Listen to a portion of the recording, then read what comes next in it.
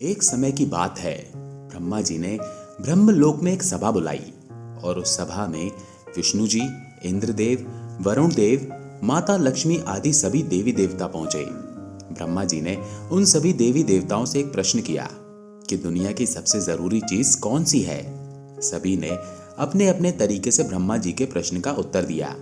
इसके बाद ब्रह्मा जी ने उन सभी से कहा कि दुनिया की सबसे जरूरी चीज निस्वार्थ प्रेम है, मतलब कि जिसमें कोई स्वार्थ की भावना ना हो। इस बात पर सभी देवी देवता कहते हैं कि यदि प्रेम निस्वार्थ है तो वो प्रेम तो केवल शिव और पार्वती के बीच में ही है।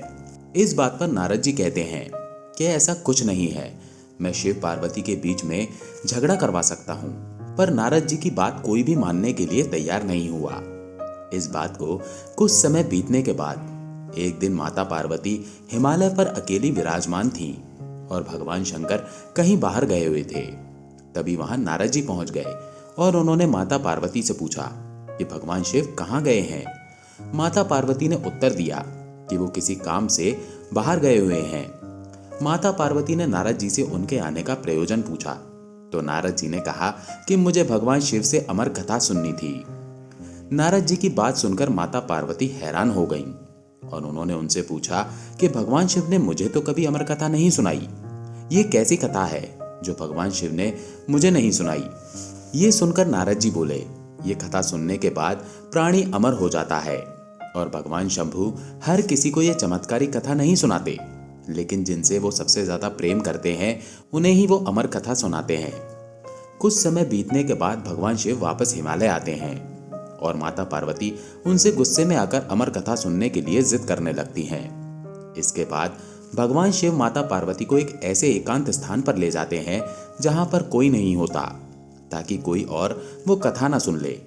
वहां पर पहुंचने के बाद भगवान शिव एक ताली बजाते हैं। उनकी ताली की आवाज से वहां पर जितने भी जीव जंतु थे वे वहां से डर के मारे भाग जाते हैं। वहीं एक पेड़ पर एक तोते का घोंसला था और उस घोंसले में एक अंडा था। कथा शुरू होने से पहले उस अंडे से एक बच्चा जन्म ले लेता है। इसके पश्चात भगवान शिव माता पार्वती को कथा सुनाना प्रारंभ करते हैं। कथा सुनते सुनते अचानक माता पार्वती को नींद आ जाती है। उनकी जगह वो तोते का बच्चा हुंकार भरने लगता है और वो बच्चा पूरी कथा सुन लेता है। जब कथा समाप्त होती है तब भगवान शिव को पता चलता है कि माता पार्वती तो सोई हुई थी। भगवान शिव सोचते हैं कि माता पार्वती सोई हुई हैं तो उनकी जगह हुंकारे कौन भर रहा था। तब वो तोता भगवान शिव के डर से वहां से भाग जाता है। इसके पश्चात भगवान शिव उस तोते को मारने के लिए उसके पीछे दौड़ते हैं। वो तोता उड़कर महर्षि वेदव्यास के आश्रम में चला जाता है और वो उनकी पत्नी के मुख से उनके गर्भ में प्रवेश कर जाता है। इसके पश्चात भगवान शिव महर्षि वेदव्यास के आश्रम में आते हैं और उन्हें बताते हैं कि एक तोते ने चोरी से उनकी अमर कथा सुन ली है और वो यहीं कहीं आकर छुप गया है। भगवान शिव कहते हैं कि मैं उसे मार दूंगा। तब महर्षि वेदव्यास उन्हें कहते हैं कि यदि आप उसे मार देंगे तो आपकी अमर कथा जगत में झूठी साबित हो जाएगी। भगवान शिव कहते हैं कि तो फिर मैं उसे बंदी बना लूंगा। भगवान शिव 1 वर्ष तक उस तोते का बाहर आने का इंतजार करते हैं, परंतु वो बच्चा महर्षि व्यास की पत्नी के गर्भ से बाहर नहीं निकलता। महर्षि व्यास भगवान शिव को उस बच्चे को माफ करने के लिए प्रार्थना करते हैं।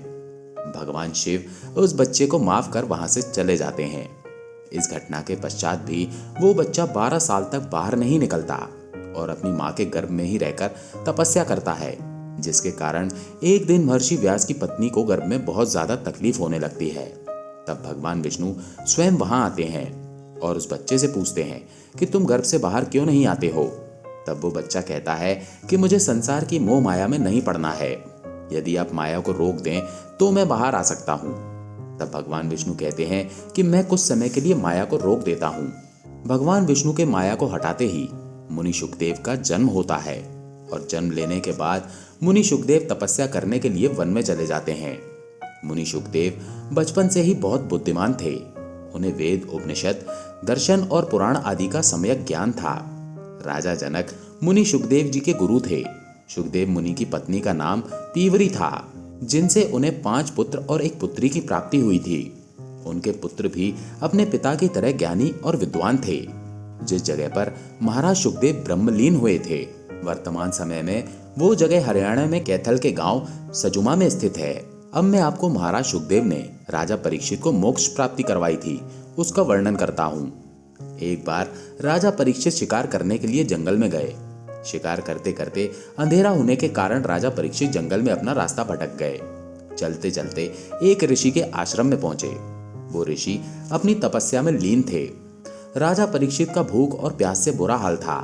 उन्होंने उस ऋषि से पानी मांगा, लेकिन साधना में लीन होने के कारण उस ऋषि ने उनकी बात को नहीं सुना। इस कारण राजा क्रोधित हो गए और वहां पर पड़े हुए मृत सांप को ऋषि के गले में डाल दिया और वहां से चले गए। ये दृश्य उस ऋषि के पुत्र ने देख लिया और उसने राजा परीक्षित को श्राप दिया कि आज से 7वें दिन आपकी मृत्यु तक्षक नामक नाग के काटने से हो जाएगी। जब उन ऋषि ने तपस्या से बाहर आकर आंखें खोली तो उनके पुत्र ने उन्हें पूरी बात कही। वो ऋषि राजा परीक्षित के पास गए और उन्होंने अपने बेटे द्वारा दिए गए श्राप की बात बताकर उनसे माफी मांगी। राजा परीक्षित ने ऋषि से इस श्राप से मुक्त होने के लिए उपाय पूछा। तब उन ऋषि ने कहा कि आपको शुकदेव मुनि ही इस श्राप से मुक्ति दिला सकते हैं। इस घटना के पश्चात मुनि नारद और कुछ ऋषियों के साथ राजा परीक्षित ऋषि शुकदेव के आश्रम में पहुंचते हैं और उनको राजा के साथ हुई घटना का सारा वृतांत सुनाते हैं। मुनि शुकदेव स्वयं राजा परीक्षित के पास आते हैं। राजा परीक्षित मुनि शुकदेव का आदर सत्कार करते हैं। इसके बाद ऋषि शुकदेव प्रसन्न होकर राजा परीक्षित से कहते हैं कि हे राजन, मोक्ष की इच्छा रखने वाले व्यक्ति को भगवान श्री हरि का यशोगान करना चाहिए, उनकी अमृत कथा को सुनना चाहिए। यदि मनुष्य मरते समय श्री हरि का ध्यान और स्मरण कर ले तो वो मरकर भी श्री हरि के चरणों में लीन हो जाता है। इसके बाद ऋषि शुकदेव राजा परीक्षित से कहते हैं कि अपने मन को एकाग्रचित करके भगवान में ध्यान लगा लो। राजा परीक्षित महर्षि शुकदेव को श्री हरि विष्णु की अमृत कथा का पान कराने का अनुरोध करते हैं। ऋषि शुकदेव उन्हें 1 सप्ताह में ही श्रीमद् भागवत कथा सुनाते हैं। उसे सुनने के बाद राजा को सांत्वना मिलती है और अंत में राजा परीक्षित को वैकुंठ की प्राप्ति होती है। दोस्तों, यदि आपको हमारा ये वीडियो पसंद आया हो तो वीडियो को लाइक करें। चैनल पर पहली बार आए हैं तो हमारे चैनल को सब्सक्राइब कीजिए। धन्यवाद।